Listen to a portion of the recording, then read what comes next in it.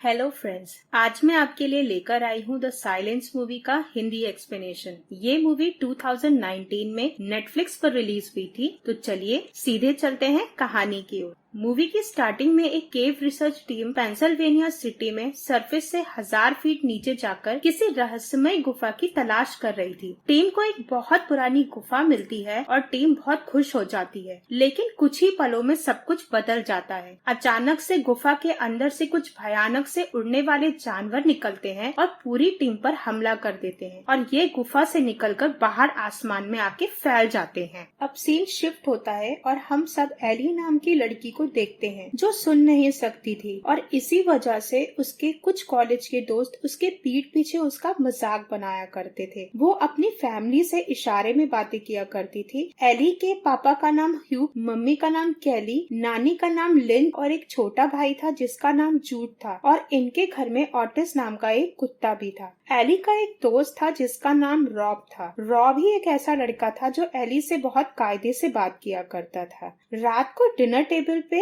ये सब लोग बहुत खुश होते हैं और आपस में हंसी मजाक कर रहे होते हैं। अचानक से टीवी पर न्यूज आती है कि पूरे यूनाइटेड स्टेट्स में बैट्स के जैसे दिखने वाले अजीब से जानवरों ने हमला कर दिया है। न्यूज में देखते हैं कि ये जानवर सब कुछ बर्बाद कर रहे हैं और इंसानों को मारकर खा रहे हैं। टीवी पर खुद को सेफ रखने के तरीके भी बताए जाते हैं कि इनसे बचने के लिए या तो अपने आप को घर में लॉक कर लीजिए और खामोश रहिए। ये आवाज सुनकर हमला करते हैं। एली की पूरी फैमिली ये न्यूज सुनकर बहुत बुरी तरह डर जाती है। एली कहती है ये लोग बहुत नॉइज वाली जगह पर रहते हैं, तो क्यों ना हम लोग कंट्री साइड पर जाकर रहे जहाँ पर खामोशी है। ये सब लोग यहाँ से निकलने का फैसला करते हैं और इन लोगों के साथ इनका नेबर ग्लेन भी आने को तैयार हो जाता है। वो लोग अपना कुछ सामान लेकर कार में निकल पड़ते हैं कंट्री साइड की तरफ। रास्ते में पेट्रोल पंप पर एक आदमी इन पर हमला कर देता है और हमला करके वो इनकी कार छीनने लगता है, मगर ग्लेन उसको शूट कर देता है और ये लोग फौरन वहाँ से निकल जाते हैं। रास्ते में कुछ दूर जाने पर इनको ट्रैफिक जैम मिलता है और ग्लेन ह्यूग से कहता है कि यहाँ खड़े रहकर बहुत टाइम वेस्ट होगा, हम लोग दूसरे रास्ता अपनाते हैं। ह्यूग और ग्लेन दूसरा रास्ता अपना लेते हैं और ग्लेन आगे होता है अपनी कार में। अचानक ग्लेन की कार से एक हिरण का झुंड टकरा जाता है और उसकी कार ढलान के नीचे गिर जाती है। ग्लेन को बहुत चोट आती है और उसका पैर फंस जाता है। ह्यूग उसको निकालने की बहुत कोशिश करता है मगर वो नहीं निकाल पाता। वो मदद लाने को बोलता है तो ग्लेन उसको कहता है कि तुम मेरी पिस्टल पहले मुझे निकाल के दो। ह्यूग उसको पिस्टल दे देता है।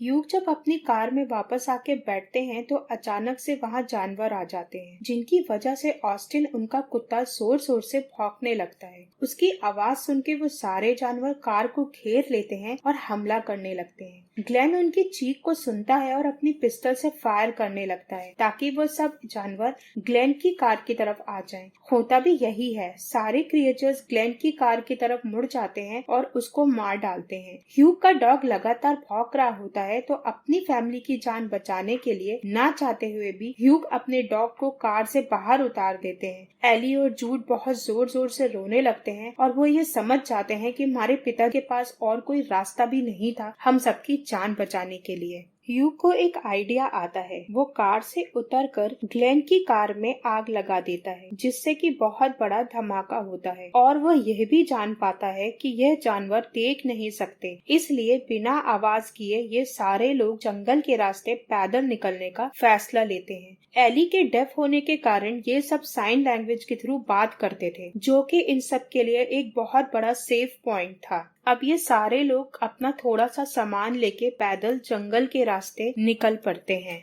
थोड़ी दूर जाकर इन्हें एक घर नजर आता है। इस घर के चारों ओर ऊंची ऊंची जाली वाले गेट लगे थे। ह्यूग के बेल बजाने पर एक लेडी गन लेके बाहर आती है, लेकिन इससे पहले कि ह्यूग हेल्प मांगता वो क्रिएचर्स वो जानवर उस लेडी को मार डालते हैं। ह्यूग डिसाइड करता है कि हम सब इस घर के अंदर जाएंगे। वहाँ पर एक ड्रेनेज पाइप था। एली के फादर उसके थ्रू अंदर की तरफ आ जाते हैं और बाकी सबको बोलते हैं कि तुम सब एक एक करके अंदर की तरफ आओ। ड्यूक आगे होता है और अचानक से उसको एक रैटल स्नेक दिखता है। वो वहीं रुक जाता है। स्नेक के हिस की आवाज सुनकर वो जानवर ड्रेनेज पाइप में घुस जाता है और स्नेक को मार देता है। एली की मॉम आधी अंदर और आधी बाहर होती है। एक जानवर एली की मॉम के पैर पर अटैक कर देता है। एली के फादर को चिपर मशीन दिखती है और वो फौरन उस मशीन को ऑन कर देते हैं। उस मशीन की आवाज से वो क्रिएचर्स उस मशीन की तरफ चले आते हैं और वो लोग फौरन भागकर उस घर में चले जाते हैं और डोर को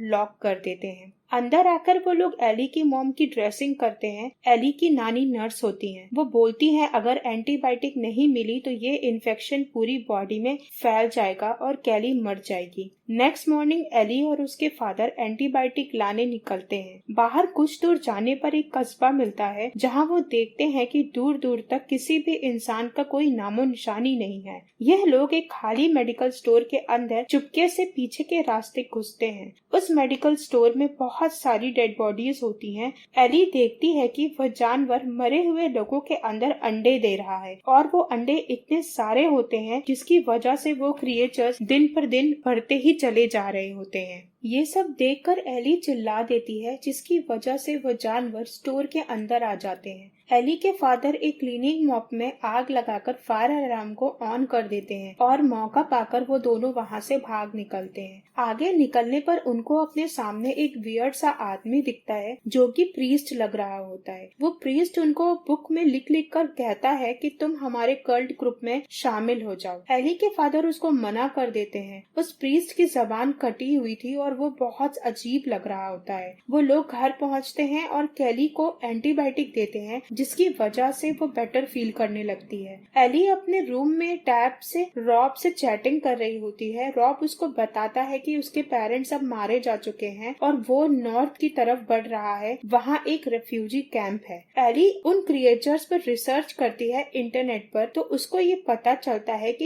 ये क्रिएचर्स बहुत गर्म या फिर बहुत ठंडी वाली जगह पर नहीं सरवाइव कर सकते। वो फौरन अपने पिता ह्यूग को बताती है कि हमको भी नॉर्थ की तरफ जाना चाहिए अगर अपनी जान बचानी है तो। नेक्स्ट डे वो प्रीस्ट उनके घर तक पहुंच जाता है और वो अकेला नहीं होता, उसके साथ और भी लोग होते हैं। वो फिर से उनको अपने ग्रुप में शामिल होने के लिए फोर्स करने लगता है। वो प्रीस्ट कहता है कि हमें सिर्फ एली चाहिए। इस बात से एली के फादर इतना नाराज हो जाते हैं कि वो गन लेके बाहर आते हैं और उस प्रीस्ट पे तान देते हैं। वो एक ग्रुप का हेड होता है जिसमें एली जैसे बच्चे होते हैं, मगर गन के डर से वो सब बाहर से चले जाते हैं। उसी रात एक छोटी बच्ची उनके घर के बाहर आ जाती है। वह अकेली होती है और डरी हुई होती है, इसलिए ये लोग उसको मदद करते हैं और अंदर बुला लेते हैं। वो उससे पूछते हैं कि तुम कौन हो। तभी बहुत सारे अलार्म्स की आवाज आने लगती है। वो उस लड़की की जैकेट देखते हैं तो उसकी जैकेट में बहुत सारे सेलफोन होते हैं जिसमें एक साथ अलार्म सेट था और वो अलार्म बहुत जोर से बजने लगता है। वो लड़की उसी ग्रुप के मेंबर होती है और उस प्रीस्ट ने उसको भेजा होता है। अलार्म की आवाज से वो सारे क्रिएचर्स उस घर पर अटैक करने लगते हैं। एली के फादर सारे फोन को पानी में डाल देते हैं। उसी दौरान वो प्रीस्ट के लोग एली को उसके कमरे से उठाकर ले जाने लगते हैं। एली की नानी ये सब देख लेती है और उनको रोकने की कोशिश करती है। वो जोर जोर से चिल्लाने लगती है और वो क्रिएचर्स उन पर अटैक करते हैं, जिससे एली तो बच जाती है पर उसकी नानी की जान चली जाती है। उसके बाद एली के पेरेंट्स और उसके भाई बाहर निकलते हैं और प्रीस्ट उन पर हमला करने लगता है, पर ह्यूग उस प्रीस्ट को मार डालता है। फिर वो सब नॉर्थ की ओर उस रेफ्यूजी कैंप के लिए निकल जाते हैं और वहाँ पहुँच जाते हैं।